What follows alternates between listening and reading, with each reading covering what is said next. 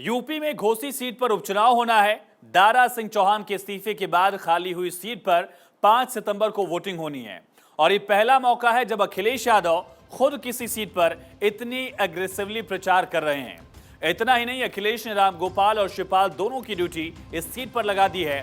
वहीं बीजेपी ने भी अपनी पूरी सेना उतार दी है, यानी घोसी का घमासान रोचक हो चुका है।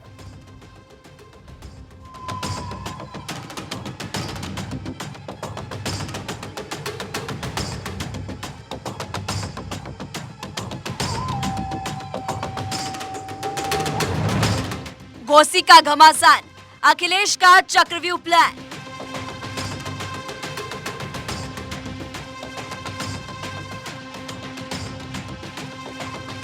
दो 2024 का लिटमस टेस्ट, किसकी परफॉर्मेंस होगी बेस्ट?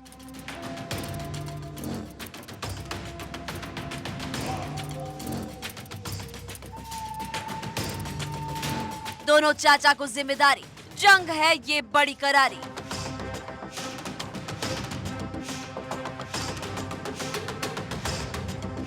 मुद्दतों बाद यूपी में ऐसा हो रहा है कि अखिलेश के दोनों चाचा शिवपाल और रामगोपाल एक होकर किसी सीट पर फोकस कर रहे हैं। वो सीट है घोसी, जहां 5 सितंबर को वोटिंग होनी है। 2022 के बाद यूपी में 8 उपचुनाव हुए हैं, जिनमें से 6 से अखिलेश यादव खुद दूर रहे हैं। सिर्फ मैनपुरी और रामपुर में अखिलेश ने प्रचार किया था। इनमें से रामपुर में आसिम रजा के लिए सिर्फ एक दिन प्रचार किया, जबकि मैनपुरी में डिंपल के लिए अखिलेश ने ताकत झोंक दी थी। अब घोसी सीट के उपचुनाव के लिए अखिलेश ने अपनी पूरी ऊर्जा लगा दी है। कुल मतदाता 4,20,000 है, मुस्लिम 85,000 तो दलित 70,000 है, यादव 56,000 और राजभर है 52,000। चौहान की संख्या यहाँ पर 46,000 है। समीकरण भले अखिलेश को अपने पक्ष में लग रहे हों, लेकिन दारा सिंह चौहान की लोनिया चौहान बिरादरी में अच्छी पकड़ है, तो वहीं ओम प्रकाश राजभर भी अब एनडीए का हिस्सा बन चुके हैं। ऐसे में सपा के लिए यहाँ राह आसान नहीं है। दरअसल इस सीट पर पसमानदा वोटर्स का भी खासा प्रभाव है, इसलिए बीजेपी के पसमानदा प्लान और अखिलेश के पीडीए फॉर्मूले की परीक्षा होनी है। घोसी में अखिलेश के सेनापति रामगोपाल यादव, शिवपाल यादव, डिंपल यादव, पल्लवी पटेल और ओम प्रकाश सिंह। अखिलेश को भरे अपनी पूरी सेना पर भरोसा हो, लेकिन घोसी में यूपी सरकार के 15 मंत्रियों ने कमान संभाल रखी है, जिनमें संजय निषाद, आशीष पटेल शामिल है, तो दोनों डिप्टी सीएम की भी तैनाती की गई है। अखिलेश को लगता है कि मुस्लिम यादव और दलित वोटर्स के सहारे यहाँ सपा की नैया पार हो सकती है, क्योंकि कांग्रेस पहले यहाँ सपा प्रत्याशी सुधाकर सिंह को समर्थन दे चुकी है। हालांकि अखिलेश की कोशिशें और योगी की ताकत की असली परीक्षा 5 सितंबर को होनी है। ये उपचुनाव बीजेपी और सपा दोनों के लिए प्रतिष्ठा की जंग बन चुका है। Bureau report, Bharat 24।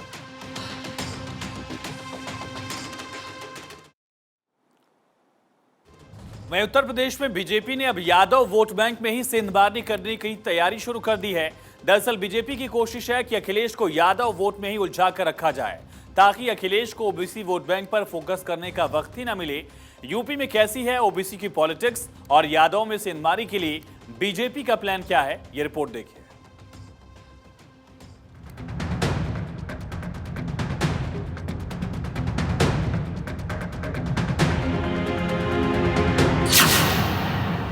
अखिलेश उलझ जाएंगे, मुकाबला कर नहीं पाएंगे।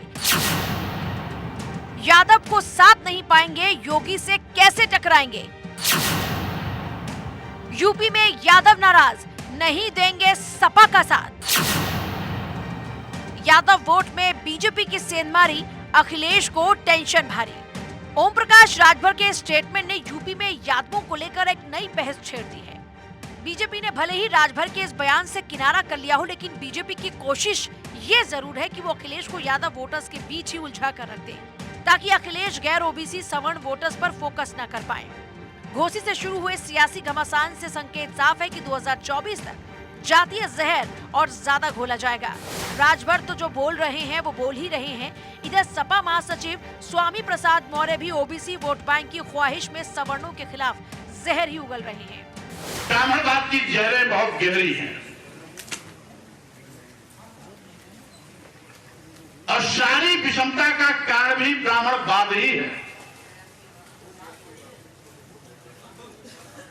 हिंदू धर्म नाम की कोई धर्म है ही नहीं। हिंदू धर्म केवल धोखा है।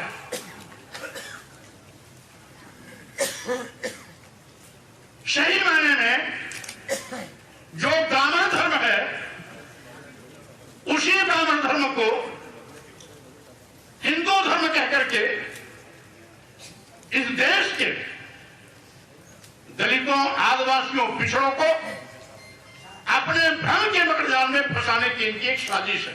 उधर बीजेपी की पूरी कोशिश है कि अखिलेश को यादवों में और मायावती को जाटवों में उलझा दिया जाए। सबसे पहले ये समझते हैं कि देश की राजनीति कैसे ओबीसी पर फोकस्ड होती जा रही है।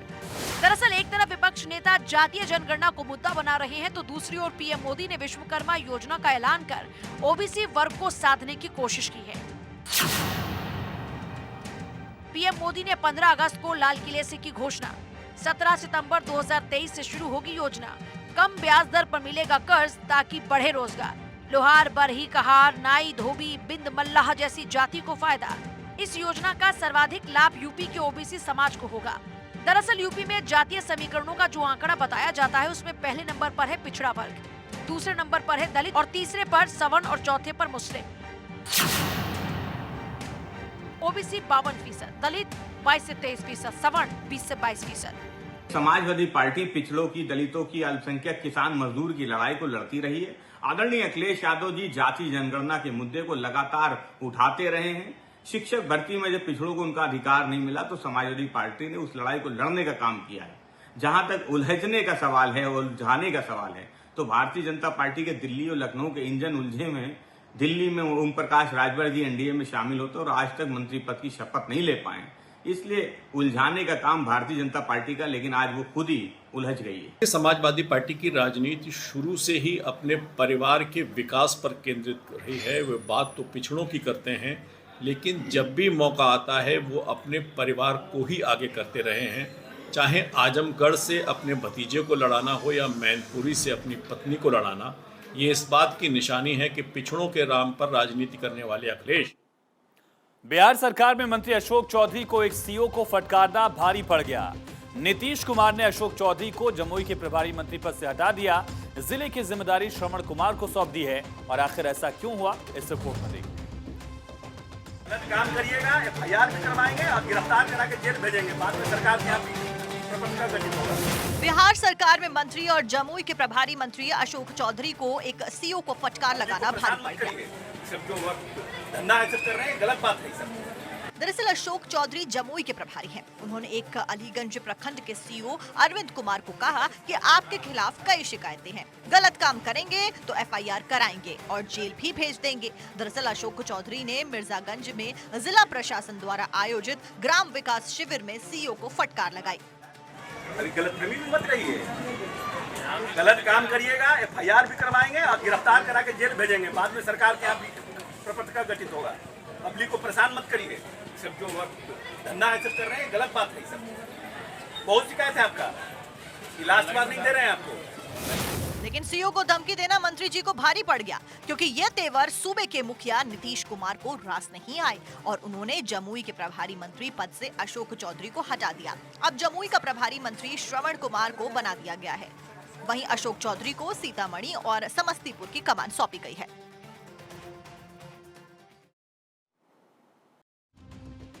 प्रसाद मौर्य के खिलाफ साधु संत भयंकर गुस्से में हैं। स्वामी प्रसाद से नाराज संतों ने लखनऊ में अखिलेश यादव के घर के बाहर प्रदर्शन किया और स्वामी प्रसाद मौर्य पर कार्रवाई की मांग की है। देखिए।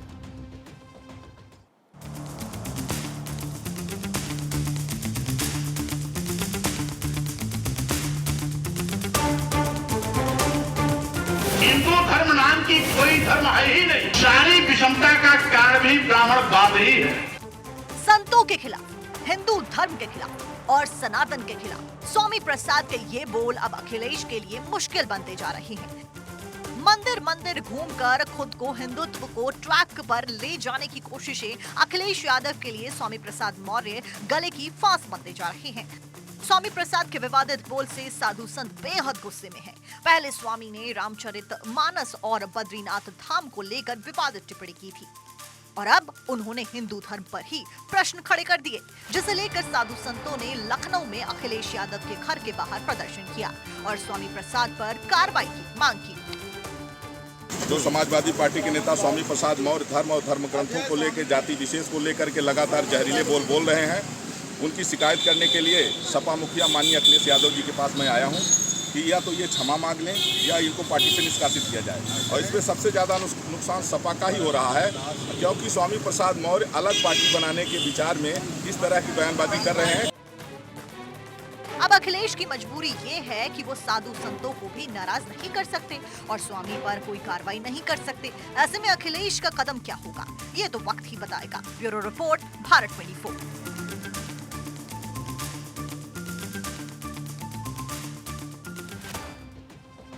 खबरें लगातार जारी हैं, बने रहिए भारत 24 के साथ।